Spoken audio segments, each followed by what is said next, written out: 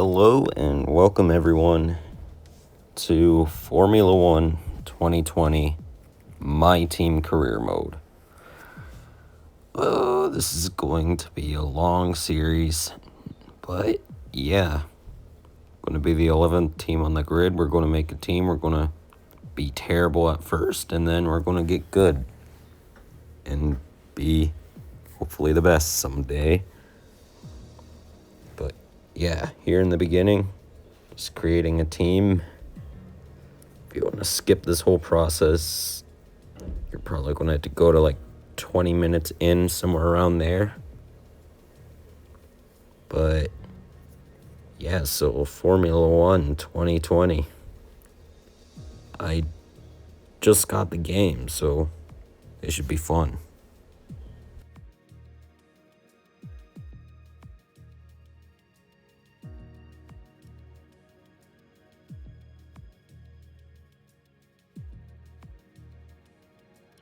Welcome to my team.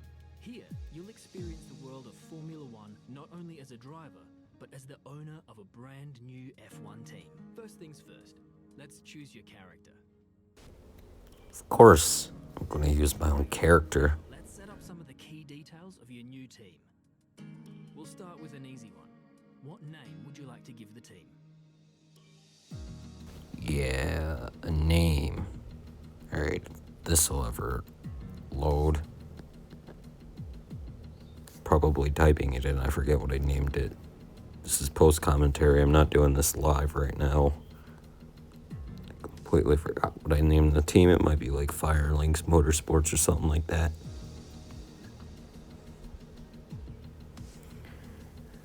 Oh boy, this is actually taking quite a while. How come it takes so long to type? I mean, yeah, I'm on Xbox. It takes forever. I don't own a keyboard, but jeez, it's taking forever. Oh, Firelinks Motorsports.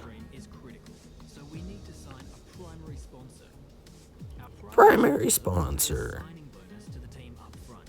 This is vital to cover the early investments we need to make. They will also provide valuable weekly income for us. Each sponsor has a goal that they want the team to achieve.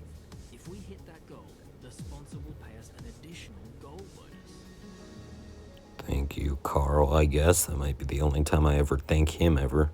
Or was that Jeff? I have no idea. Sponsor. Alright.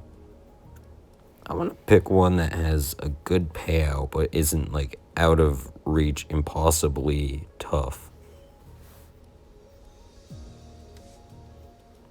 Distort. TriStar.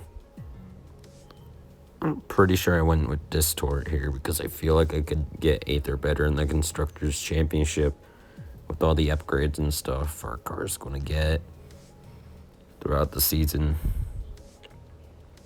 So, yeah, Distort seems like a good choice.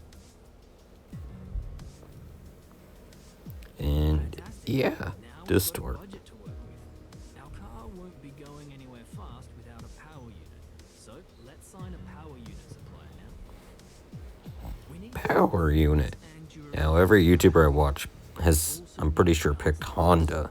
We're going to have And I don't want to pick Honda. invest our cash. So I am going to go with Renault.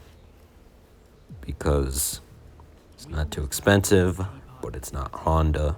But we still need a teammate. These are the drivers. And now the teammate. They all have their own strengths and weaknesses, so consider everything when deciding who to hire. Drivers earn acclaim based on their performances. When a driver earns enough acclaim, they will level up. The higher a driver's level, the more acclaim they'll earn for their current team.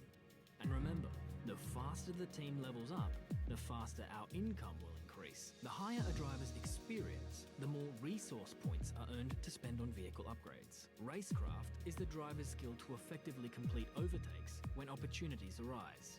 Awareness shows the driver's ability to avoid errors and incidents. Pace describes the driver's ability to set competitive lap times. Rating is a summary of the driver's overall skill level. Right, so I need to look at the stats of everybody. I know everybody's been picking Mick Schumacher, but I'm not. In the end, I'm going to go with Giuliano Alesi, right? That's how you say it. I'm pretty sure. I don't watch Formula 2, so I wouldn't know, but yes, I feel like that was a good pick. His stats were all better than Mick Schumacher, and they cost the same, so Power unit supplier and teammate. all right, Confirm done you with have- that. Let's select or edit the livery we'll be running this season. We can add more sponsors to the car as we sign them throughout the year. And don't worry, we can edit our look at any time from HQ. Yes, the livery. This is my favorite part. Yeah, just going through here, trying to find one to start off.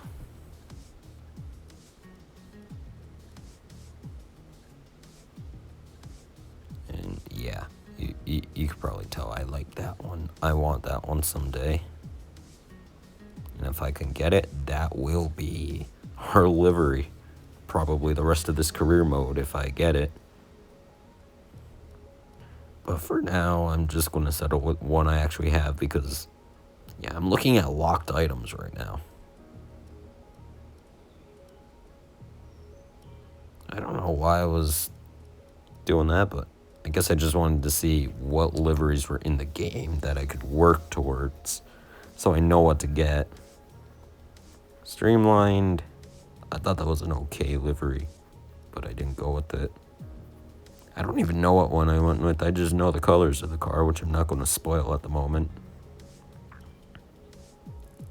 And apparently I go with TriStar, so yeah, we're going to get purple and black because that's like my gamer tag colors and they're also some of my favorite colors. Maybe we'll change the livery if you guys want for season 2. I was thinking about doing white, but I didn't really want that.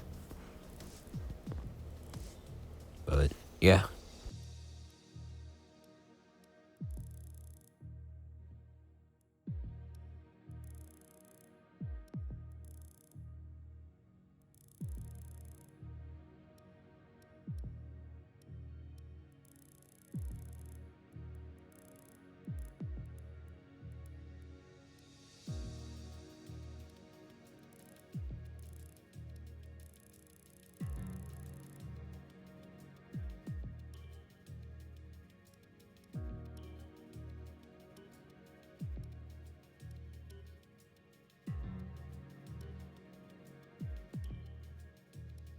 Now we need a badge for our team branding. Select an existing badge, edit it, or create one from scratch. Alright, so now we have the logo, emblem, whatever you want to call it. And yeah, Firelinks F. You know I had to find an F somehow. I'm looking at the locked ones then again so I know which ones I don't have and what they look like in case I ever want one in the future. And yeah, as of right now, I'm leaning towards that F one I just went over back up there. It seems like that is the only F for Firelinks, so yeah, I'm going to end up picking it here.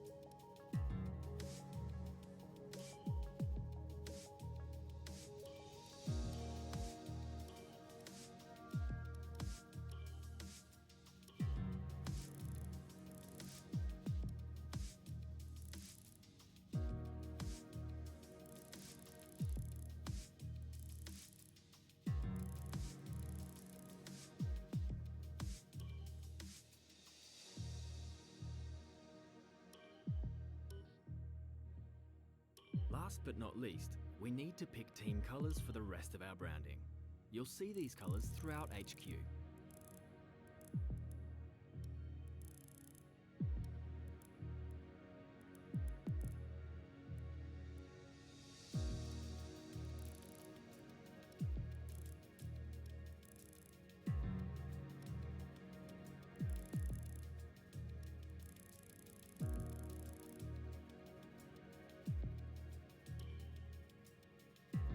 Great, that's everything we need. You can go back and edit anything we've done so far, and we'll come back here at the start of each season. But if you're ready to go, hit advance to head to Team HQ, and we can start our push to the top of Formula One. Here, I was kind of just testing if you can make your own schedule if you do 16 or 10 races. Maybe if I get tired, I'll lower the schedule in a future season. But for now, for season 1 and probably 2 at least, we're doing the full schedule. Just because, I don't know, I can and it seems right. If anything, if I ever do a My Driver career mode, not the My Team, but the normal one from previous games, I'll probably do a condensed schedule in that. But yeah, 22 races. In the settings, 25% race. I'm putting it up to my difficulty level. Of course, my difficulty is level low because I suck at racing games and need assists. I turned it up to 90. I felt like that was a good difficulty. I put it on 81 to start off, just to see, because I tried 80 and I felt, that was a bit too easy. But so I put it up to 81, a 1 difficulty will make a difference. But then, after P1, I didn't even run the qualifying program, and I was leading in one of the worst cars on the grid. So that was not. I just knew I needed to change that, but now let's head to team headquarters. Will Buxton coming up with an interview, so I'll let you watch it.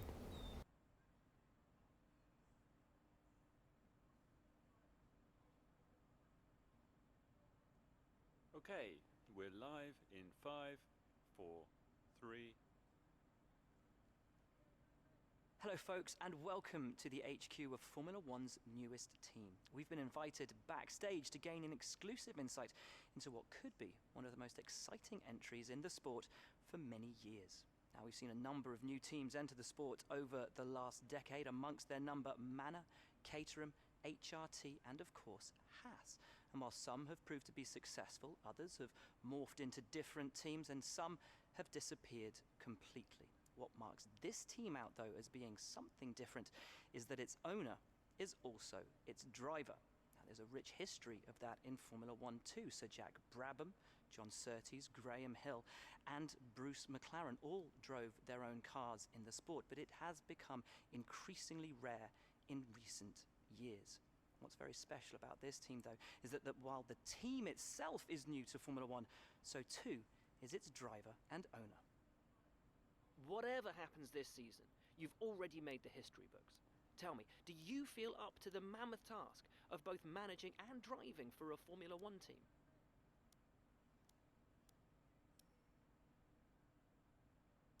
Every team needs 2 drivers, but what was it that drew you to your teammates?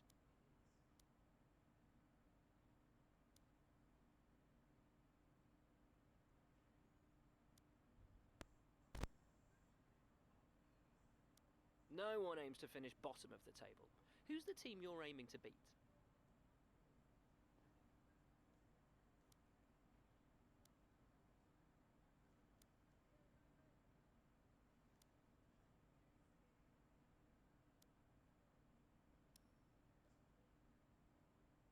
How are you expecting the car to feel out on track?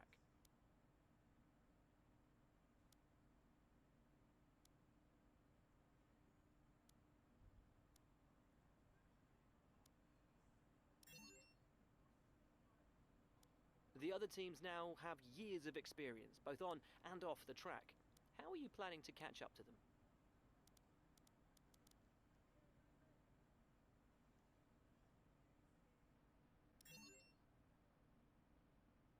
Overtaking is a key part of this sport. How have you ensured that your car can take advantage of each opportunity that comes your way?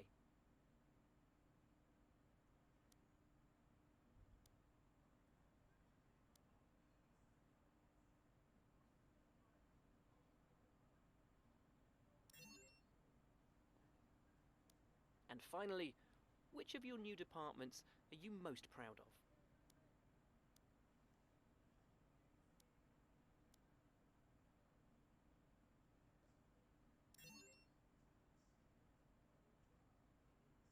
Well, that's about all we've got time for here. We will see how this fledgling team fares in its first Grand Prix. Okay, great, thank you. That's a wrap. Great interview, boss. Think you will. Exactly what the team's been And working on. When you've got here we are now data, in the we can see facility, current progress and where we think getting there's ready to reveal the car. Why not take a stroll around Team HQ activities. on how the team's doing?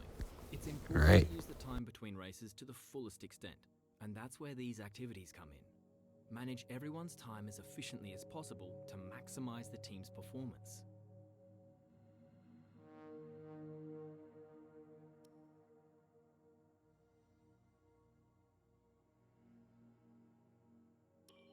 So we have some free time to use to train the team and cars and drivers.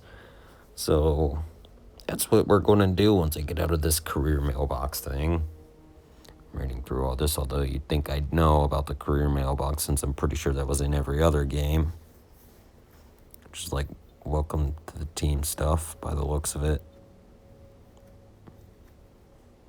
And yeah, let's select some stuff to do in our off time before the big car reveal thing.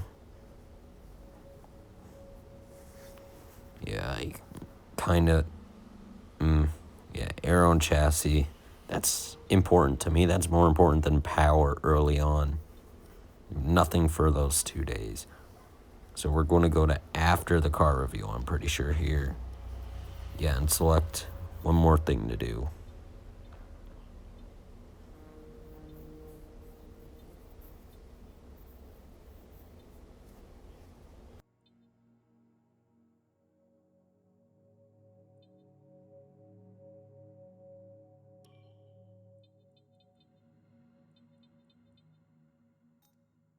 This is where you can view our current facilities and the effects they're having on the business.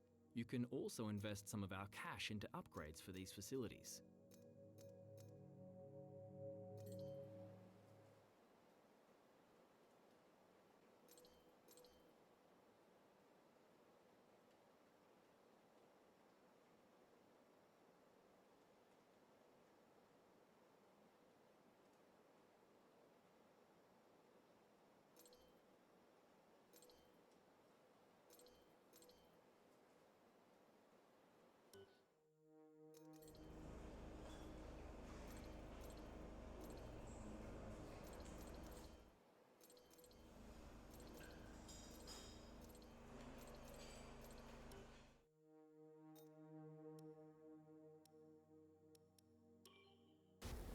All right, so R&D. Yeah, I'm going to be making upgrades. I want to get better. I almost completely forgot about the R&D, to be completely honest, because of all the new stuff in the game. But yeah, it's still in the game to upgrade cars. Still used. Still going to be pretty important if you ask me. Just not the most important thing anymore. And yeah, the car reveal is coming up, so yeah.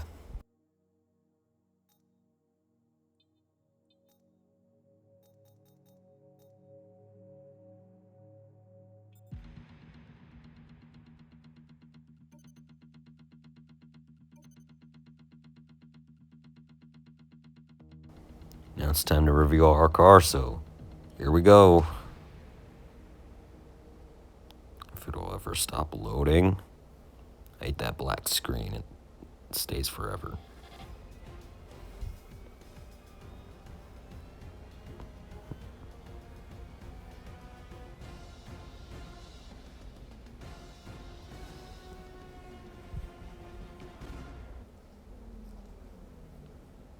Ah, yes, Firelinks Motorsport. What a nice livery that is.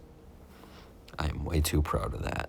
Like I am with everything, but yeah, we're close to the Australian Grand Prix, the season opener in Albert Park. We'll see how that goes.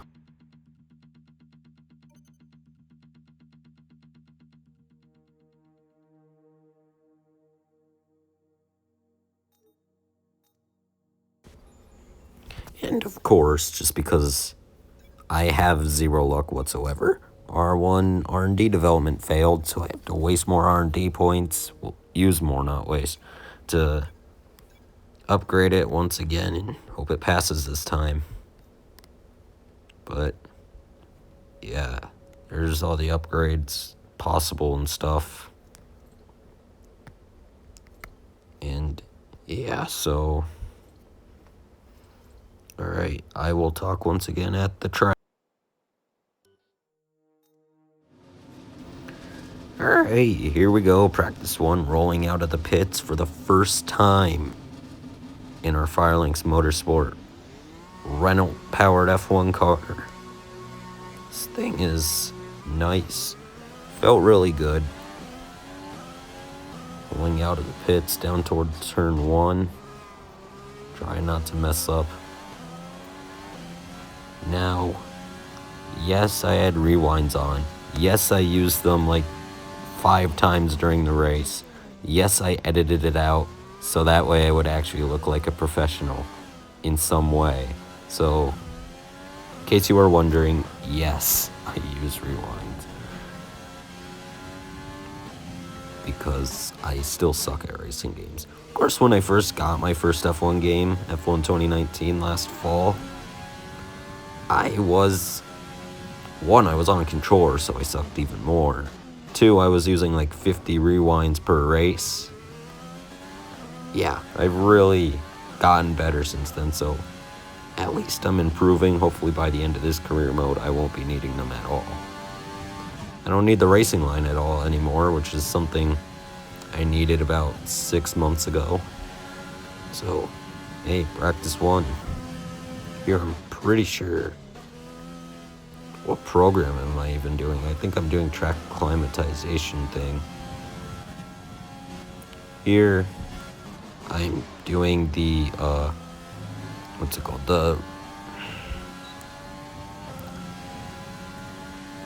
It's the one race one where, I forget what it's called. Jeez.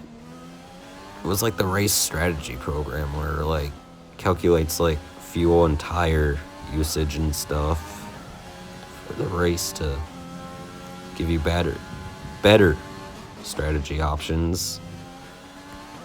But yeah, so alright, now we're just going to be running laps here through practice and see what happens. Alright, so we got money, we got acclaim, that we're looking good headed into quali here. The first qualifying session. So yeah, I'm pretty sure. Yep, here we are in qualifying. Short qualifying because I don't like doing the 3 rounds. I feel like it takes way too much time. And yeah, this race already took about 2 hours, not including, well, yeah, actually including all the stuff in the beginning. It took about 2 hours with all the practices and qualifying and the 15-lap race. So it took a while, but here we are on our qualifying lap. It's our first lap actually being competitive all season. And coming across the line, it's P2 behind Kimi Räikkönen. Hey, we beat Nick Latifi, so that's something. Lap 2, we're in P18, and oh, we crashed, and I was just too lazy to use a rewind here. Because I'm pretty sure I was already down on my time. I was not just paying attention, but yeah, that's going to end our qualifying session. I was pretty confident we were going to beat our teammate, Giuliano Alesi, but yeah, I'm just going to sim to the end of the session here. And I'm pretty sure he beat us in the end. We'll see right after this. We're all ready for tomorrow's race, but before we begin, So Lewis Hamilton on the pole, and yes, he just got us. We swapped positions. Here's an interview. The fans really seem to enjoy that. It made it look easy. Why do you think you weren't as quick as your teammate today?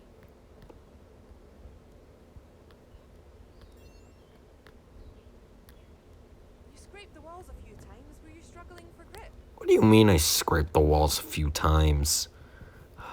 Claire can sometimes actually be an idiot. Appreciate your time. Yeah, Claire.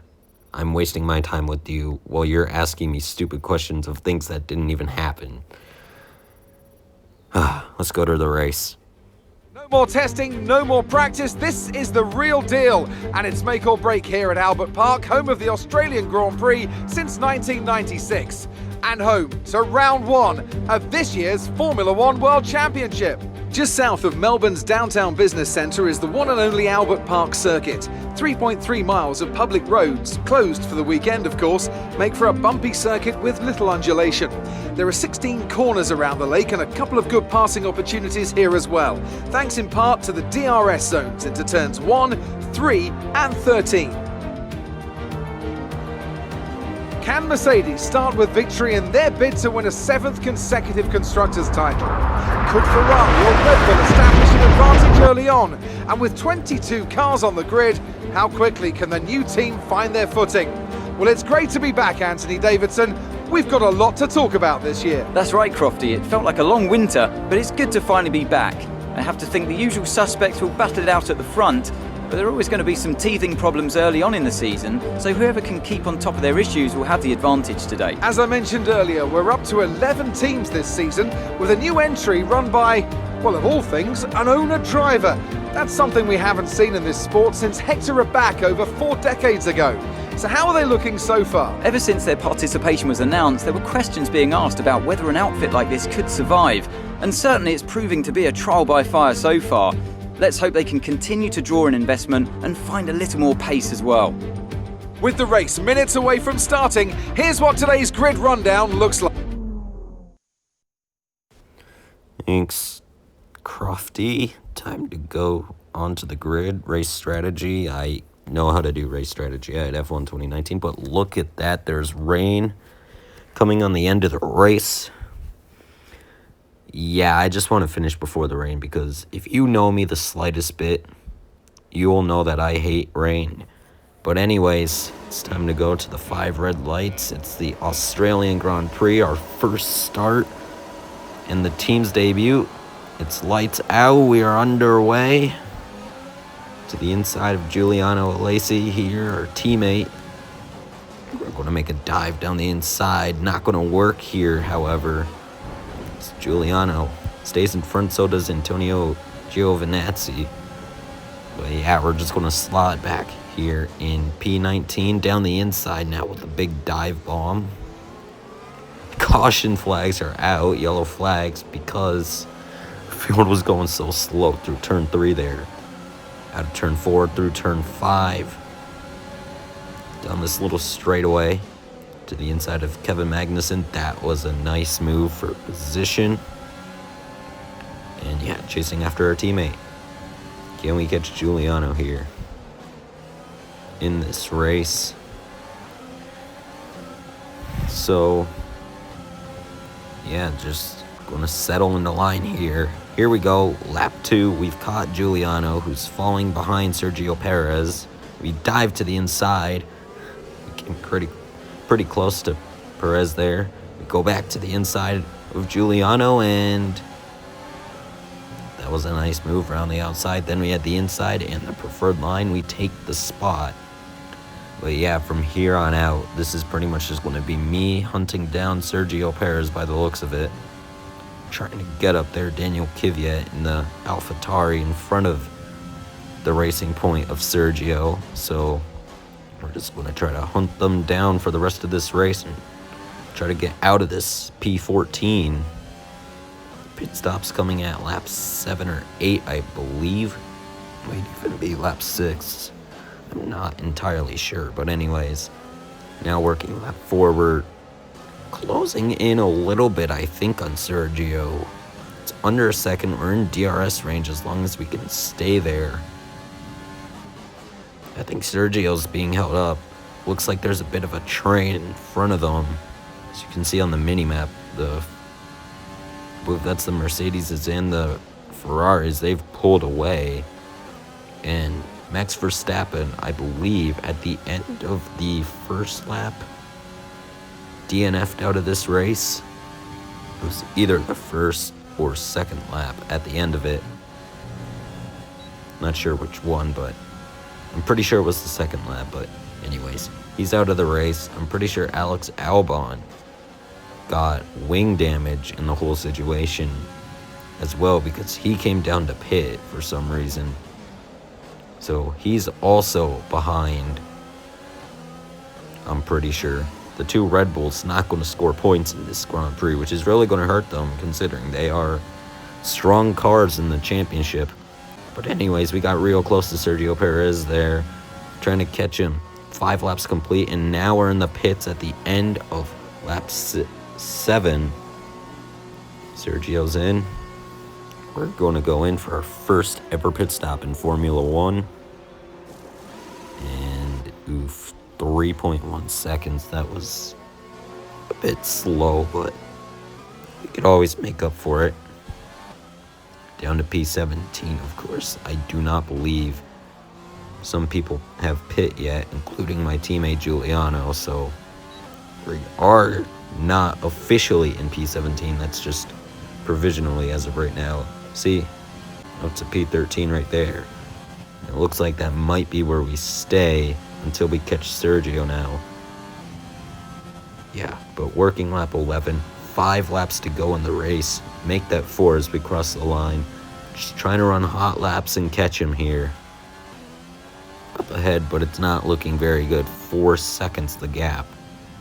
Kimi Räikkönen was closing in, but I think we're starting to get faster. Here on lap 13 now. And I believe the rain is... No, it's not coming just yet, but it does at the end of this race.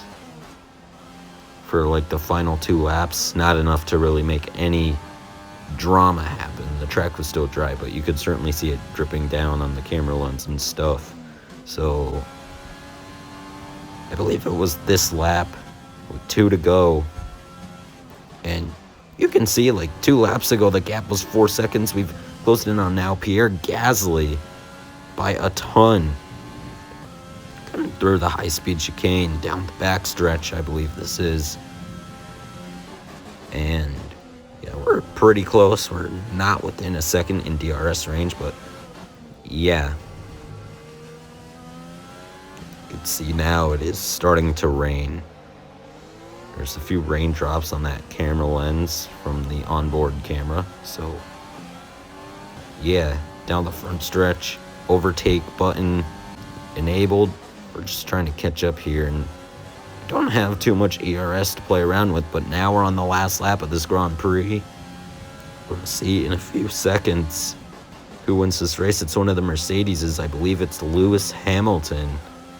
Yes, it is. Lewis Hamilton wins the Australian Grand Prix. This is the first series I've seen of my team where Charles Leclerc didn't win. But I guess Leclerc just did not have the best race. But yeah, we are not going to catch Pierre Gasly or Sergio Perez. And yeah, coming through the final 2 corners to complete our first race in F1. A bit wide there. Not going to matter. Snow cars behind us for a good 4 seconds with Kimi Räikkönen. But yeah, we are going to come through for P13 in our very first race in Formula 1. That is pretty nice, if you ask me. And hey, we got driver of the day, so that's something to be proud of. Alright, so this is like Formula 1 has its own freaking battle pass now. And the results: Lewis Hamilton, Sebastian Vettel, Valtteri Bottas, Charles Leclerc finished in 4th. And we are in 7th in the constructors standings right now. 13th in the points, pretty sure, with 0 points, however. Yeah, Max Verstappen had a mechanical failure. Alex